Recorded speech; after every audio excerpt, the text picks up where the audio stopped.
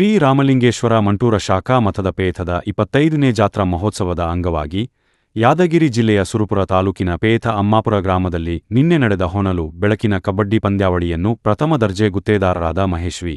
ಯಾದವ್ ಉದ್ಘಾಟಿಸಿದರು.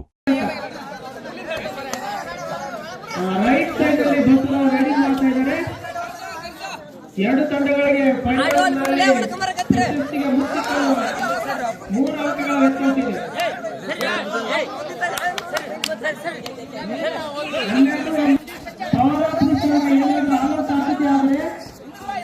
ದೋಸ್ತಿ ಬಾಯಿ ಕಂಡಕ್ಟ್ ಮಾಡಬಹುದು.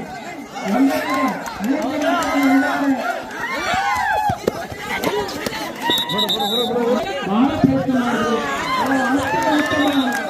ದೋಸ್ತಿ ಬಾಯಿ ತಂಡದಿಂದ ಪವರ್ ಸ್ಟಾರ್ ತಂಡಕ್ಕೆ ಆದರೆ ರಾಷ್ಟ್ರೀಯ ಮತ್ತು ಅಂತಾರಾಷ್ಟ್ರೀಯ ಮಟ್ಟದ ಕಬಡ್ಡಿ ಪಂದ್ಯಾವಳಿಯಲ್ಲಿ ತೀರ್ಪುಗಾರರಾಗಿ ಸೇವೆ ಸಲ್ಲಿಸುವಂತ ಅನುಭವ ಇದೆ. ಅಂತವರು ಫೈನಲ್ ಖೋಖೋ ಕಬಡ್ಡಿಯಲ್ಲಿ ಅಂಪೈರಿಂಗ್ ತೀರ್ಮಾನ ಕೊಟ್ಟು ಅಲ್ಲಿಂದ ಕೈ ಬಂದು ಅಂಪೈರಿಂಗ್ ಮಾಡ್ತಿದ್ದಾರೆ.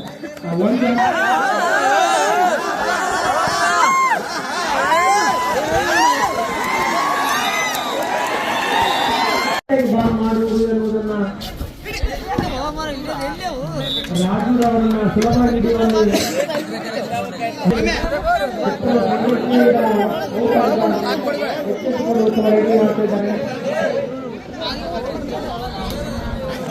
ತೊಂದರೆ ತಂಡಗಳು ಚೇತರಿಕೆಯನ್ನು ಕಾಣ್ತಾ ಇದ್ದಾರೆ. ಅಂಕಗಳಲ್ಲಿ